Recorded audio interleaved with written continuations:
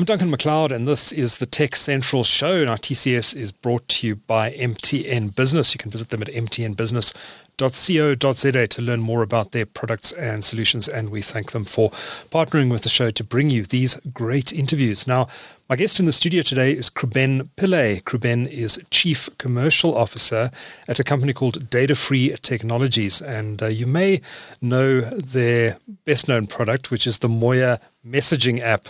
Kruben, welcome to you. Good to see you. Thanks, Duncan. How long have you been with Datafree now? Joined in June, so I think I'm reaching 6 months. It's fairly new, yeah. Okay, and I believe your background is in the telco space.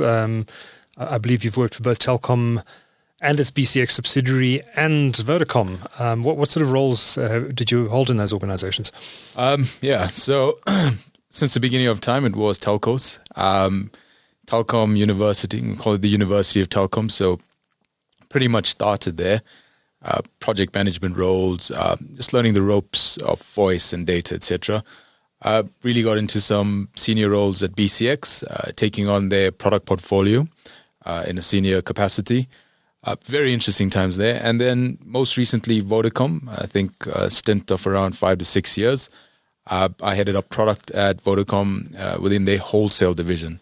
So good intimate understanding of their network, their commercials, which helped me to make the move to Datafree Technologies. Yeah. Okay. So in the big corporate environments, you've jumped into a fairly nimble, more of a startup type environment. What appealed you to Datafree? Why did you decide to leave corporate?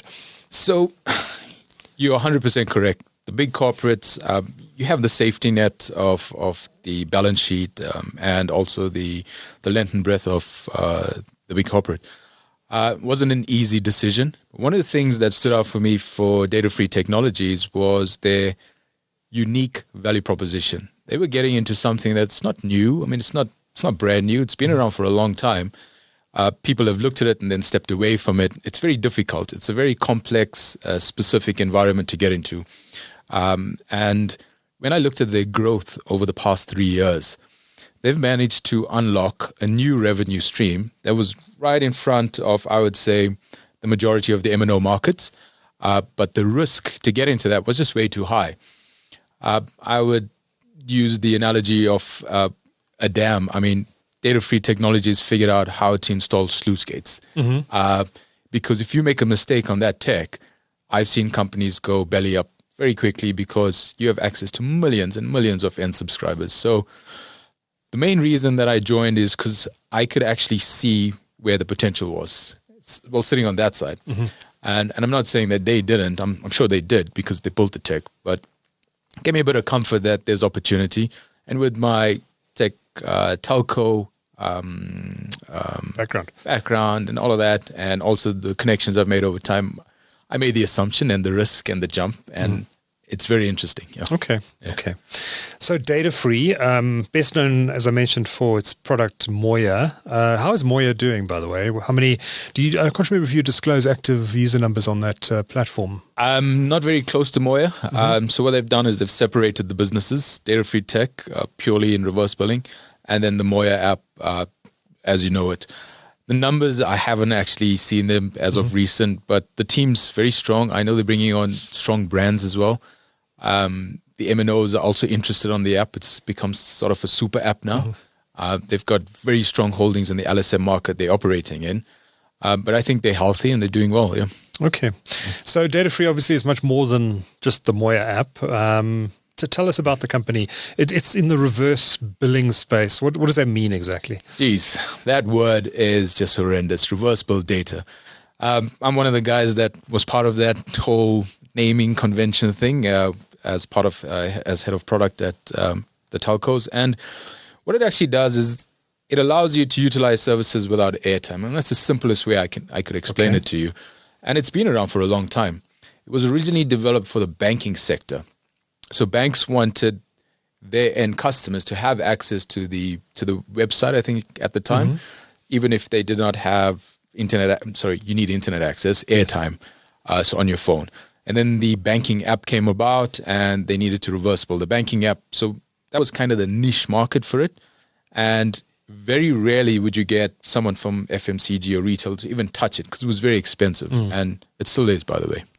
Yeah. Okay, interesting. All right. So, who primarily are Datafree's customers? Is it the corporate space, guys who wanted to do reverse billing for their clients, like an MVNO services customers, or is it broader than that? So when I joined, the company was looking specifically at partnering with the big MNOs, and they've got it right with MTN. I think they're a sponsor on this show, so that's great. And MTN, I think, were pioneers in getting it to market. The customer base is, as it stands today, still niche because of the pricing pressures. So you're looking at, I think it started with betting. It's an odd place to start, but I mean, it helped one of the betting companies to move from a challenger to a leader in his sphere because no one else was doing it. In a space of, I think, 4 years. You have to wonder if a customer can't afford to buy data, should they really be gambling? But and I'm happy you said that. Yeah. That was my inclination when I joined. Is this company about providing data to those who cannot afford it? Absolutely not. I mean, that is far from the truth. What actually happens is, and the data is backing it up, is clients are very conscious on where they spend their money. So he has money to spend, but I refuse to spend it on that website. I'll bet. That's fine. I mean, that's just one example. The other one would be sweeps out. And again, it's also, I mean, it's tugging at the heartstrings, but that's not the target market. What I notice, your retailers, your FMCGs are coming on board now. I can just throw out names because there's no NDA at the moment. It's just general conversation. Sure. If you think about, for example, 60/60, those bikes need to access the app, and Checkers needs to ensure that everything's happening accordingly. You open up your app, the guy's there, and then he disappears, and all of a sudden he's at your front door. What happened there? He switched off the data or whatever it may be. You got companies like TFG. They want to ensure that their employees are connected to the apps. So that ideology of he can't afford it, why would he do this? Let's think about Takealot. Why would Takealot do it? So that's being... That idea is actually moving to, we do have the available funds, but we're very conscious on where we spend it. It's, if I think about $100, I mean, the cost of bread and milk, etc. The guy is like buying necessities. Will he then splurge on a soft drink if he couldn't afford it? Same thing happening in the data world. Yeah, I can just imagine these grocery delivery guys.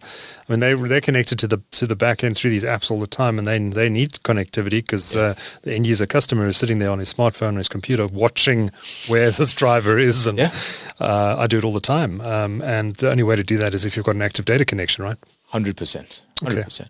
And what Datafree actually does is, let's move the pressure away from the end user. So, I mean, is the bike rider the end user? Yes, he is in that scenario. But who's benefiting? I mean, it's the retailer, the grocery outlet. And it's a budget line, basically. But there was no ability in the past to actually activate it. So, and this is just one small use case compared to what's really happening out there.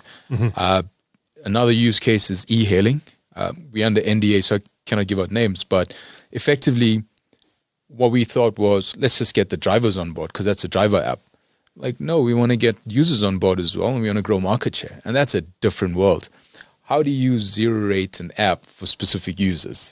I mean, if the MNO had to do it today, it becomes everybody. You cannot control it. You cannot manage it. It's not succinct or specific to the amount of data, et cetera, et cetera. So those are the use cases that are coming forward now.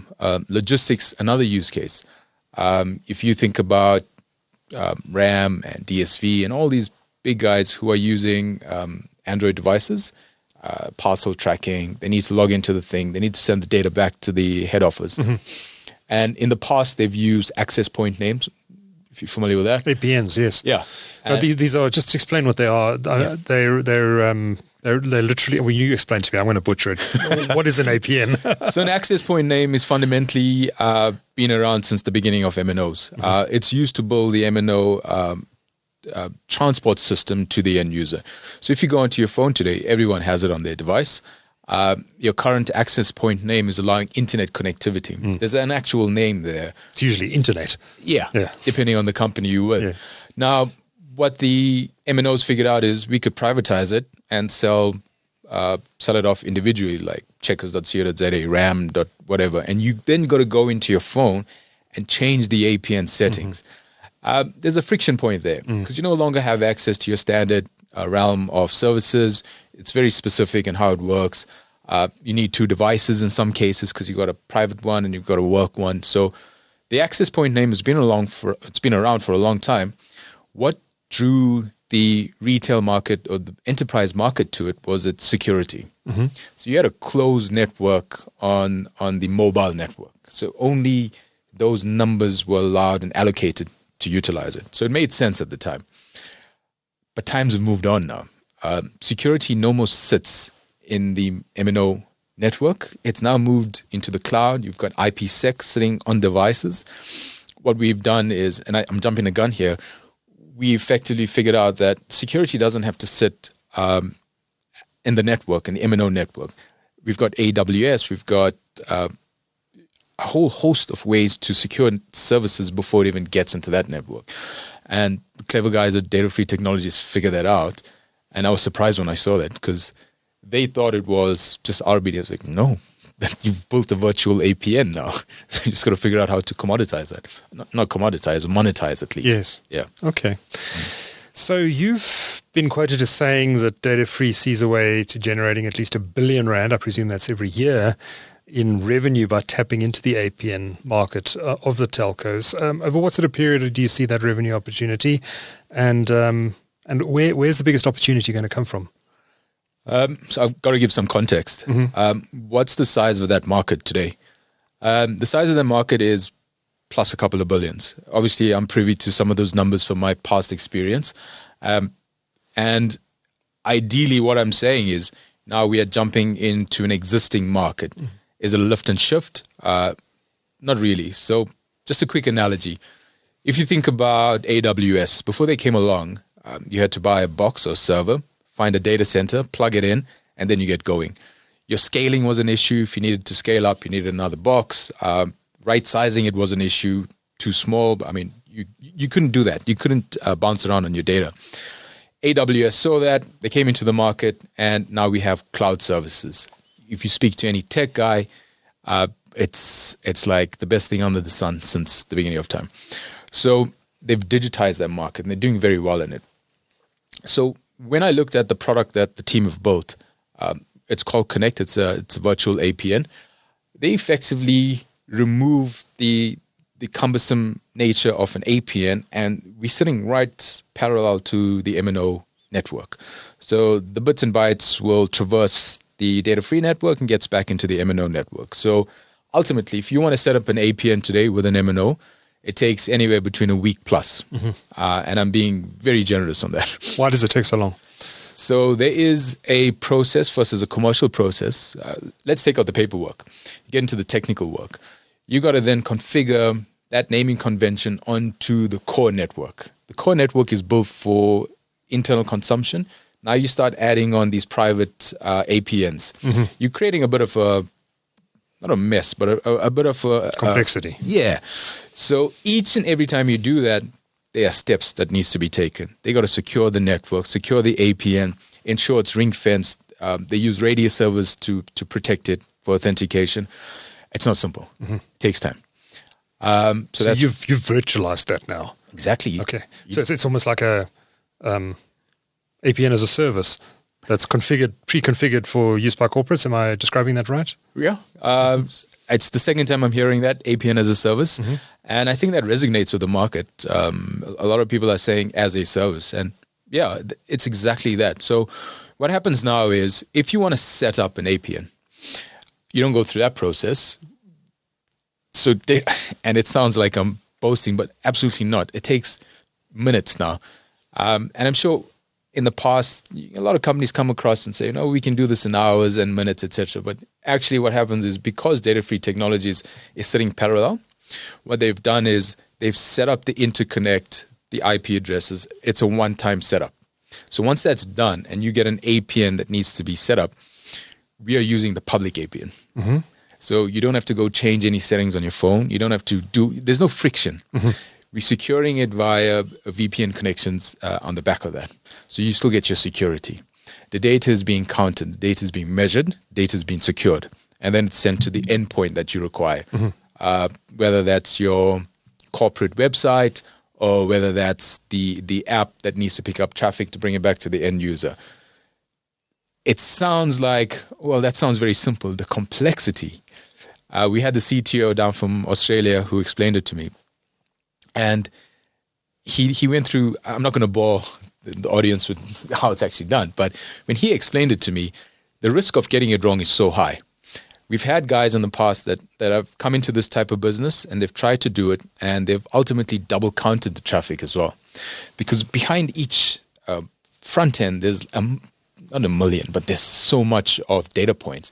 And you start counting each data point, not understanding which one is relevant here and which one is being used by a million other customers. You end up in that situation.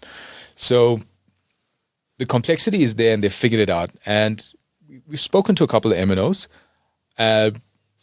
First reaction was, how do I get that?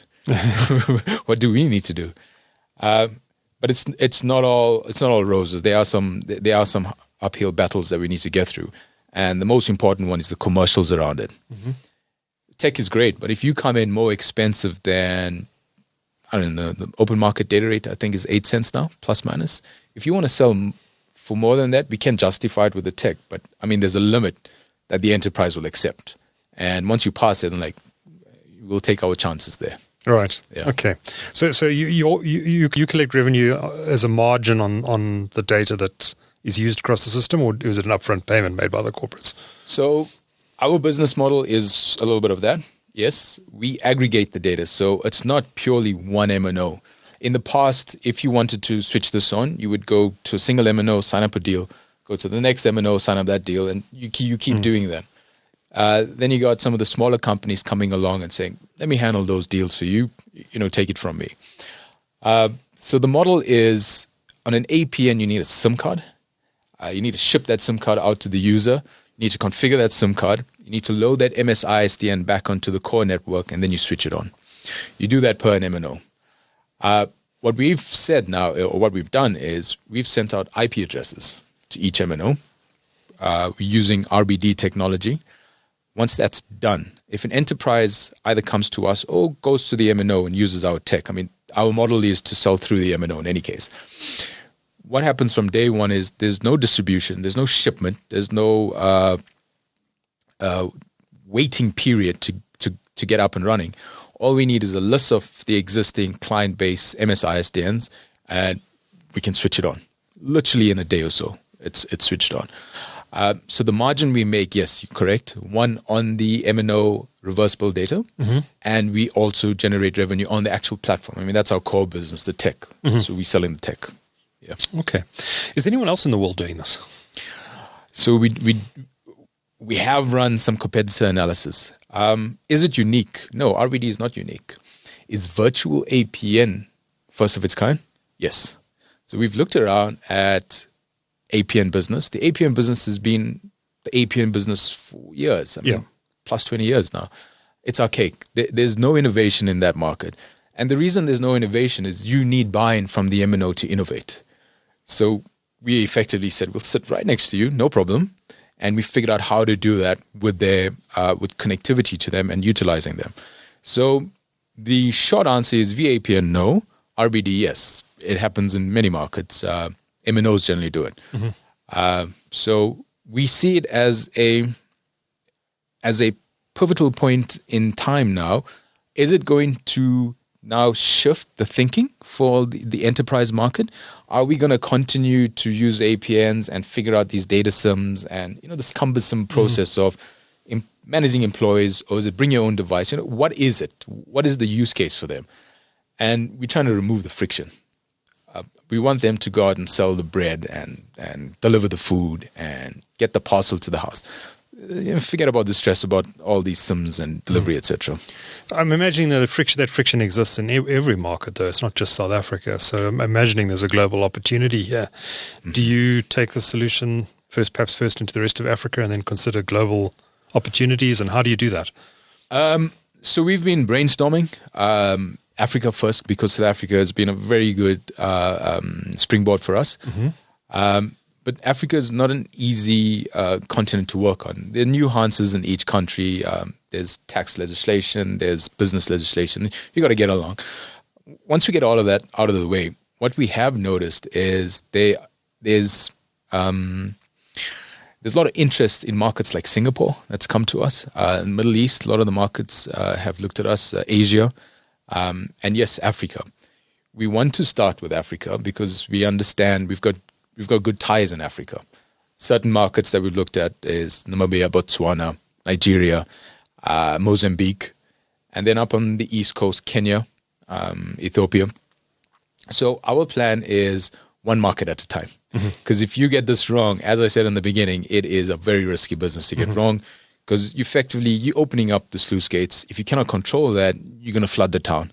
So we're very careful on how we manage those things. Okay. But you do see an opportunity, but you're going to be cautious in that globalization. It's massive. Okay. And then what does it mean for companies that take up these virtual APNs? Do they have full control in some sort of back-end system where they can provision this easily without having to phone you guys? How automated is it? So we have something called the Datafree platform, all online, all built on the AWS cloud. So it's absolutely available through the cloud. What we do is when you sign up, you have access to the platform. You have access to. So we've broken it down. You can go different levels in your organization, different geographic locations in your organization. You can effectively build it as you see fit. The thing that it does that's useful in my view, coming from the M&O world, is its ability to cap. It's not a new technology. It exists, but you cannot do that on RBD. Very difficult. There's legislation from ICASA now on PBOs. Not sure if you're aware of that. PBOs? Your public companies, your government organizations where they are registered as NGOs and PBOs, etc. That market, Okay. I'm not sure why the name's eluding me, but effectively providing public benefit organizations. That's it, yeah, public benefit organizations. So what ICASA has said is, as part of the Spectrum deal, we now expect the MNOs to zero rate these websites. Sounds simple. MNOs can do that. The thing that they struggle with is and need support, and that's where we come in. It's costly to build these things. I think we've put in close to $22 million in R&D to get to where we're at.